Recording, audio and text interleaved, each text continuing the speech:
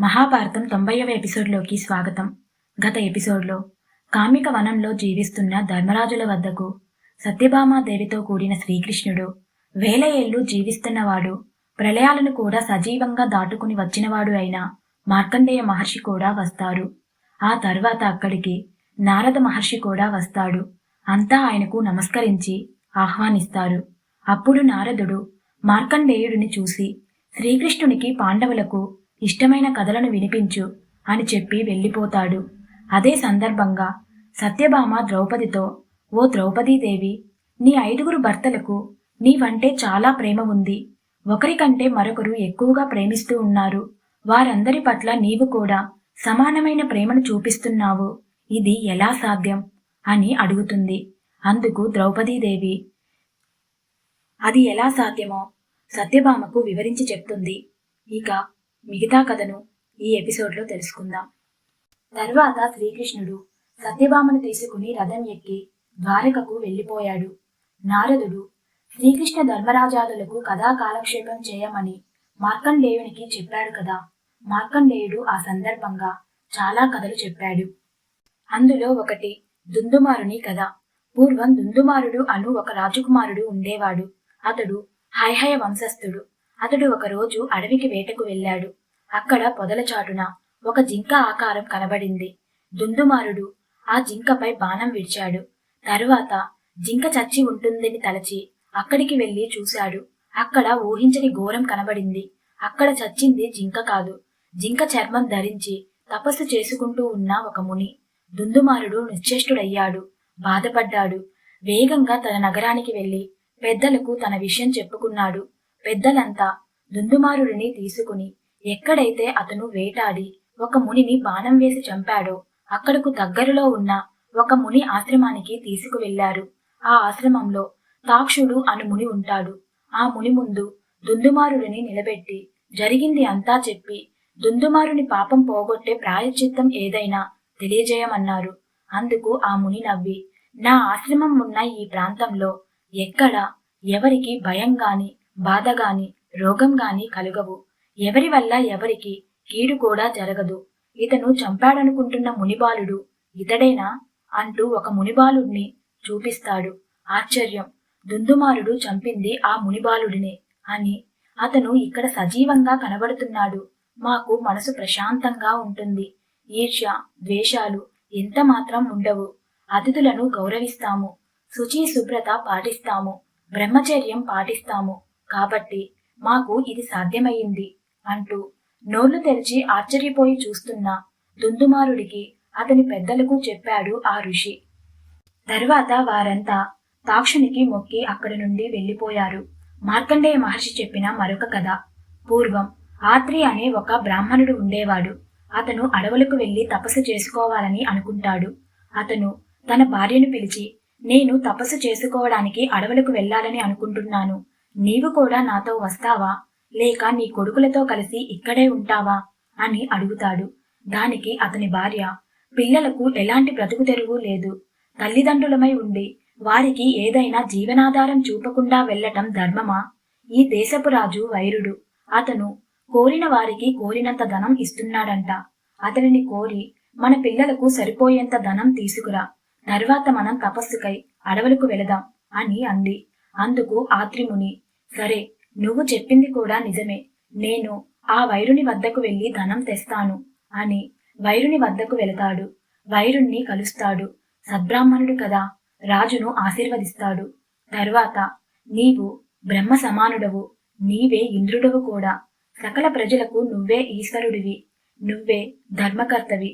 నీలాంటి రాజు ఈ భూమి మీద ఎక్కడా ఇంకొకరు లేరు అని పొగుడుతాడు. ఆత్రి ఇలా రాజును పొగుడుతున్న సమయానికి అక్కడే గౌతముడు అను ముని ఒకడు ఉంటాడు. ఆత్రిముని మాటలకు అతనికి కోపం వస్తుంది. ఎందుకు అలా నోరు నొప్పి పెట్టేలా వదులుతున్నావు? ఈ రాజు బ్రహ్మ, ఇంద్ర, ఈశ్వరుడా? ధనం కోసం సిగ్గు లేకుండా ఒక మనిషిని అంతలా పొగుడుతావా అని అంటాడు. గౌతముని మాటలకు ఆత్రికి చాలా కోపం వస్తుంది. ఇతడు అంటాడు కదా, నువ్వెందుకు నాపై నోరు పారేసుకుంటున్నావు గౌతమా? నీకు వాస్తవ అవాస్తవాలు తెలియనట్టు లేదు. రాజ్యంలో పాలన రాజు ఆజ్ఞ ప్రకారం నడుస్తుంది, నిజమా కాదా? రాజు అతని సైనిక బలమే రాజ్యాన్ని కాపాడుతుంది. నిజమా కాదా? ఈశ్వరుడంటే ప్రభువు, ప్రజలకు రాజు ప్రభువు అన్నది నిజమా కాదా? పరిపాలించేవాడు ఇంద్రుడు, ఇక ఇంద్రుడు ఈ రాజు అనేది నిజమా కాదా? ఎవరి తలరాతనైనా ఇక్కడ రాజు మార్చగలడనేది నిజమా కాదా అని అడుగుతాడు. ఇద్దరికి పెద్ద ఎత్తున వాద ప్రతివాదాలు జరుగుతాయి. సభలోని పెద్దలంతా వాదనలో పాలుపంచుకుంటారు. విషయం ఎటూ తేలదు. సభంతా పెద్ద గొడవలా తయారవుతుంది. ఇక ఎవరిది సరైన వాదం ఇక్కడ తేలదని సనత్ కుమారుడిని ఈ విషయం అడుగుదామని ఆయన వద్దకు వెళ్లి అడుగుతారు అంతా కలిసి. దానికి సనత్ కుమారుడు ఆత్రి సరిగ్గానే చెప్పాడు. అతని మాటలు ధర్మంగానే ఉన్నాయి. రాజంటే ప్రభుత్వం, ప్రభుత్వానికున్న నియమ నిబంధనలే ప్రజలను పరిపాలిస్తాయి. కాబట్టి ఆత్రి చెప్పిందే సరి అయినది అని చెప్తాడు. అప్పుడు ఆత్రిని అంతా గౌరవిస్తారు. రాజు ఆత్రికి కోరినంత ధనం ఇచ్చి గౌరవిస్తాడు. తరువాత ఆత్రి తన ఆశ్రమం వెళ్లి తన పిల్లలకు ఆ ధనం ఇచ్చి భార్యతో తపస్సుకై అడవులకు వెళ్లిపోతాడు. మార్కండేయ మహర్షి చెప్పిన మరో కథ. పూర్వం అయోధ్య అనే రాజ్యాన్ని పరీక్షిత్తు అనే ఒక రాజు పరిపాలిస్తూ ఉండేవాడు. అతడొకసారి అడవికి వేటకు వెళతాడు. అడవిలో జంతువులను వేటాడుతూ చాలాసేపు తిరిగాడు. అలా తిరుగుతున్న పరీక్షిత్తుకు ఒక చోట పూలతో ఉన్న చిక్కటి పొదలో ఉన్న పూలు తెంచుతూ ఒక అమ్మాయి కనబడుతుంది. ఆ అమ్మాయి దేవకన్యలా చాలా అందంగా మెరిసిపోతూ ఉంది. ఆమెను చూసి మనసుపడ్డాడు పరీక్షిత్తు. ఆమె వంక ఓరచూపులు దొంగచూపులు చూస్తూ నెమ్మదిగా దగ్గరకు వెళ్లి, ఓ సుందరాంగి, ఎవరు నీవు? ఈ అడవిలో ఒంటరిగా ఎందుకు ఉన్నావు? చాలా అందంగా ఈ తోటకే అందాన్ని పంచేలా ఉన్నావు. ఎక్కడ దానవు నీవు? చెప్పు అని అడిగాడు. ఇక్కడకు దగ్గరలో మా తండ్రి గారి నివాసం ఉంది. పూజకు పూలు కోసుకురమ్మని నా తండ్రి నాకు ఆజ్ఞ ఇచ్చాడు. అందుకని పూలు కోసుకు వెళ్లేందుకు ఇక్కడికి వచ్చాను అని ఆమె బదులిచ్చింది. అందుకు పరీక్షిత్తు, ఓ వనకన్య, నిన్ను చూస్తే నాలో మోహం క్షణ క్షణానికి పెరిగిపోతూ ఉంది. నిన్ను పెళ్లాడతాను, నీ అంగీకారం తెలుపు అని అన్నాడు. నేను కూడా మంచి భర్త కొరకై ఎదురు చూస్తూ ఉన్నాను. నీవు గొప్ప రాజ్యానికి రాజువు. నిన్ను పెళ్లాడడానికి నాకు ఎలాంటి అభ్యంతరం లేదు. కాని ఒక షరతు, ఎప్పుడైనా సరే నన్ను ఏ సరస్సులో కూడా స్నానం చేయడానికై మాత్రం నీవు నన్ను పిలవవద్దు. ఇందుకు అంగీకరిస్తే నేను నిన్ను పెళ్లాడతాను అని అంటుంది. అది ఏమంత కఠినమైన షరతులా కనిపించలేదు ఆ రాజుకు. అందుకే వెంటనే ఆ షరతుకి అంగీకరించాడు. వెంటనే ఇద్దరు పెళ్లి చేసుకున్నారు. పెళ్లైన తరువాత ఆ రాజు ఆ అందాల సుందరి అయిన భార్యతో విహారం చేయడానికి ఒక అద్భుతమైన ఉద్యానవనాన్ని ఏర్పాటు చేయించి అందులో అనేక సరస్సులు ఏర్పాటు చేయించాడు. ఆమెతో కలిసి ఆ ఉద్యానవనంలో రోజు సరదాగా కాలం గడపసాగారు. ఇంతలో వేసవి కాలం వచ్చింది. ఉద్యానవనంలో పరీక్షిత్తు ఆ సుందరి కలిసి ఆనందంగా కొంతసేపు కాలం గడుపుతారు. కాని వేడికి ఒళ్ళంతా బాగా చెమటలు పడుతుంది. అప్పుడు రాజు తోటలో ఉన్న సరస్సులో దిగి స్నానం చేస్తాడు. తర్వాత తన భార్య అయిన సుందరిని కూడా స్నానం చేయమంటాడు. ఆమె సరస్సులో జలక్రీడలు చేయమని అడగవద్దని ఒప్పందం ఉంది కదా, అలా అడగవద్దు, నేను చేయను అని అంటుంది. కాని రాజు, ఛీ, నీ దగ్గరకు వస్తే చెమట వాసన వస్తుంది, స్నానం చేసి తీరాలి అని పట్టుబడతాడు. అప్పుడు ఆ సుందరి సరస్సులోకి స్నానానికి దిగుతుంది. సరస్సులోకి స్నానానికి దిగుతుందే కాని సరస్సులో నుంచి తిరిగి ఒడ్డుకు మాత్రం రాదు. సరస్సులోనే మాయం అయిపోతుంది. కొంతసేపు ఆమె కోసం చూసిన పరీక్షిత్తు కంగారు పడి తాను సరస్సులో దిగి ఆమె కోసం వెతుకుతాడు. కాని ఆమె జాడ అతనికి దొరకదు. తరువాత సేవకులను రప్పించి వెతికిస్తాడు. కాని వారికి కూడా ఆమె దొరకదు. ఆ తర్వాత చాలా మంది సైన్యాన్ని రప్పించి సరస్సులో నీటిని గట్టుకు తోడించి ఖాళీ చేయిస్తాడు. కాని ఖాళీ అయిన ఆ సరస్సులో ఆమె ఆచూకీ ఉండదు. అడుగున కప్పలు మాత్రం చాలా ఉంటాయి. తన సుందరిని ఈ కప్పలే ఏదో చేసేసి తినేసి ఉంటాయని అనుకుంటాడు. ఆ కప్పలన్నింటినీ చంపమంటాడు ఆ రాజు. సేవకులు కప్పలన్నింటినీ చంపివేస్తారు. అంతటితో కోపం తీరని రాజు లోకంలోని కప్పలన్నింటినీ చంపాలని, ఒక్క కప్ప కూడా మిగలకూడదని ఆజ్ఞాపిస్తాడు. ఇక అయోధ్య రాజు సైన్యం రంగంలోకి దిగి కనబడిన ప్రతి కప్పను చంపడం మొదలు పెడతారు. అప్పుడు ఒక ముని పరీక్షిత్తు వద్దకు వస్తాడు. వచ్చి, ఓ పరీక్షిత్తు మహారాజా, రాజువై ఉండి మనిషిని చూసి బెకబెకమనడం మానివేసి దూరంగా పారిపోయే కప్పలను చంపుతున్నావు అని లోకం నవ్వుతుంది. ఇది ఏమి గొప్పతనం? నీ కీర్తికి తగ్గ పనా ఇది? కప్పలపై కోపం వదిలిపెట్టు. పాపం, తమ మానాన తాము పురుగులను తిని జీవించే కప్పలను రక్షించు అని చెప్తాడు. దానికి ఆ రాజు, ఓ మునీంద్ర, అన్నీ తెలిసిన వాడివై ఉండి ఇలా మాట్లాడుతున్నావేమిటి? ఆ కప్పలు నా భార్యని మింగివేశాయి. అలాంటి ప్రమాదకరమైన జాతి ఈ భూమి మీద ఉండకూడదు. అందుకే కప్పజాతిని లేకుండా చేస్తున్నా అని అంటాడు. ఓ రాజా, నిజానికి నేను మునిని కాను. నేను కప్పల రాజును. నా పేరు ఆయువు. నీ భార్య అంటున్నావుగా, ఆ సుందరి నా కూతురు. ఆమె పేరు సుశోభన. ఆమె ఇంతకు క్రితం చాలా మంది రాజులను ఇలాగే మోసం చేసింది. ఆమెకు ఇదొక సరదా, అంతేగాని ఆమెను కప్పలు మింగలేదు. కాబట్టి నీవు కప్పలను చంపడం మానుకో అని అంటాడు. ముని రూపంలో ఉన్న ఆ కప్పల రాజు ఆయువు. అలా అయితే కప్పలను చంపడం ఆపుతాను కాని ఆమెను ఇక్కడకు రప్పించి నాకు అప్పగించు అని అంటాడు ఆ రాజు. కప్పల నాయకుడు ఆమెను తలుచుకుంటాడు. ఆమె వెంటనే అక్కడ ప్రత్యక్షమవుతుంది. ఆమెను ఆ రాజుకు అప్పగిస్తాడు. రాజు వెంటనే కప్పలను చంపడం ఆపమని సైనికులను ఆదేశిస్తాడు. కాని దీనంతటికీ కారణమైన తన కూతురు సుశోభనపై కోపం వస్తుంది కప్పల రాజుకు. అతడు, నీవు చాలా చెడ్డదానివి. నీ వల్ల మన జాతివారైన కప్పలు చాలా చచ్చాయి. ఈ విధంగా చాలా మంది రాజులను ఇంతకు క్రితం మోసం చేశావు కాబట్టి నీకు పుట్టబోయే నీ కొడుకులు మోసగాలుగా పుడతారు అంటూ శపిస్తాడు. అతని శాపం నిజమై తర్వాతి కాలంలో పరీక్షిత్తు సుశోభనులకు శలుడు, నలుడు, వలుడు అంటూ 3 కొడుకులు పుట్టి వారి తాత శాప కారణంగా మోసగాళ్లుగా అవుతారు. ఎవరైతే మోసం చేస్తారో చివరికి వారికి కూడా మోసమే ప్రాప్తిస్తుంది అని కథ వినిపిస్తాడు మార్కండేయ మహర్షి. మార్కండేయ మహర్షి చెప్పిన మరొక కథ. పూర్వం పరీక్షిత్తు అనే రాజు అయోధ్యను పాలించేవాడు. అతని భార్య కప్పల రాజు ఆయువు అనువాడి కూతురు సుశోభన. వీరికి 3 కొడుకులు. వీరిలో పెద్దవాడు శలుడు. పరీక్షిత్తు తరువాత శలుడు అయోధ్యకు రాజవుతాడు. ఒకసారి శలుడు అడవికి వేటకై వెళతాడు.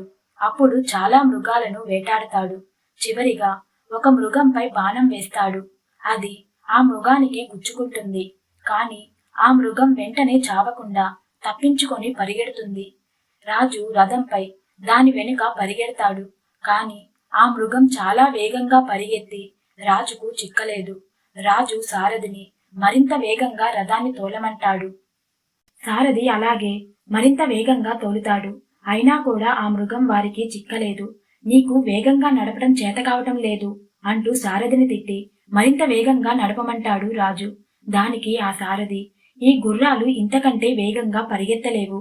మన గుర్రాల కంటే వేగంగా పరిగెడుతుంది ఆ మృగం. ఆ మృగాన్ని అందుకోవాలంటే వ్యామజాతి గుర్రాలు కావాలి అని అంటాడు. వ్యామజాతి గుర్రాలా? అవి ఎక్కడ ఉంటాయి అని అడుగుతాడు రాజు. వామదేవుడు అను ముని ఉన్నాడు కదా, అతని వద్ద ఉంటాయి అని చెప్తాడు సారథి. అయితే వెంటనే అతని ఆశ్రమం వద్దకు పోనివ్వు అని అంటాడు రాజు.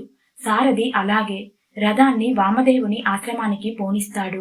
ఆశ్రమంలో వామదేవుణ్ణి చూసి అతనికి నమస్కరించి తాను ఒక జంతువును కొట్టానని, బాణం దిగిందని, కాని అది దొరకకుండా అతి వేగంగా పరిగెడుతుందని, దానిని పట్టుకోవాలంటే వ్యామజాతి గుర్రాలు కావాలని, ఆ గుర్రాలు మీ వద్ద ఉన్నాయని తెలిసిందని, వాటిని ఒకసారి ఇస్తే వాటిని ఉపయోగించి ఆ జంతువును పట్టుకుంటానని, ఆ తర్వాత వెంటనే వాటిని తిరిగి మీకు అప్పగిస్తానని ప్రార్థిస్తాడు. వామదేవముని తమ గుర్రాలను శలునికి అప్పగిస్తాడు.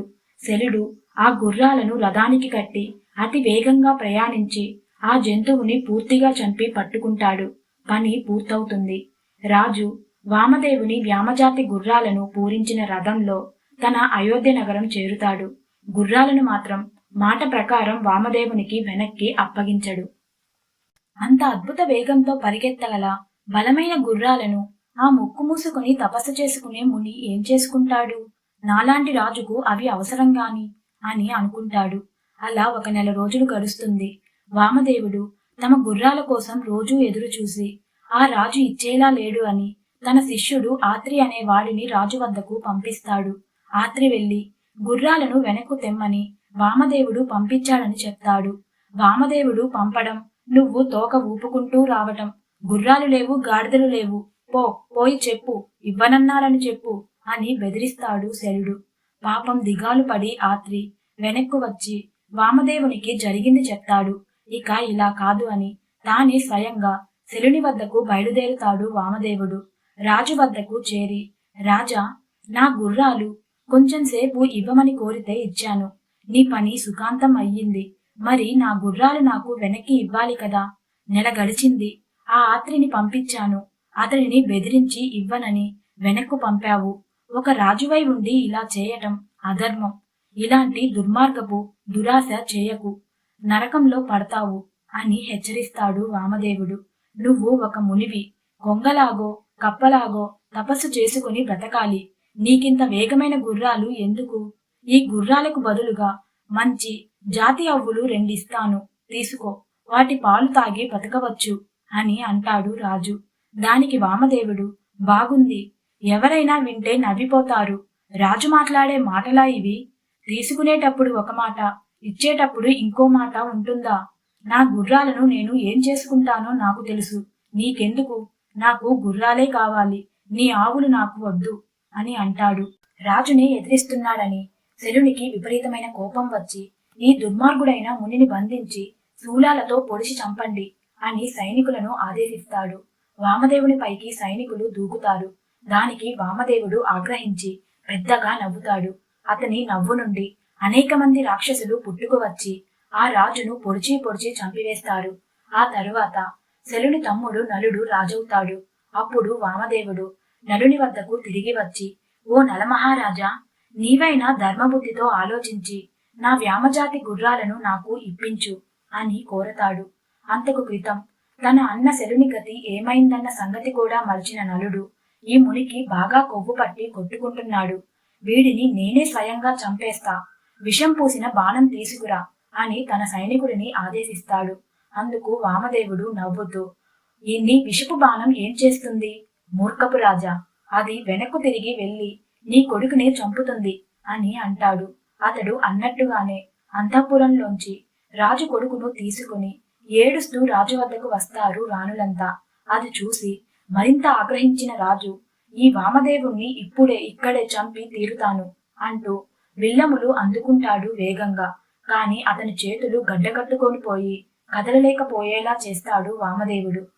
అప్పుడు రాజుకు తెలిసి వస్తుంది వామదేవుని గురించి. వామదేవుని వద్ద ధర్మం ఉంది. నేను అతని పట్ల అధర్మంగా ప్రవర్తించాను, అందుకే ఇలా ఓడిపోయాను అంటూ అతని గుర్రాలను అతనికి ఇస్తాడు. వామదేవుడు అతని చేతులు కదిలేలా చేస్తాడు. మరణించిన అతని కొడుకు జీవించేలా చేస్తాడు.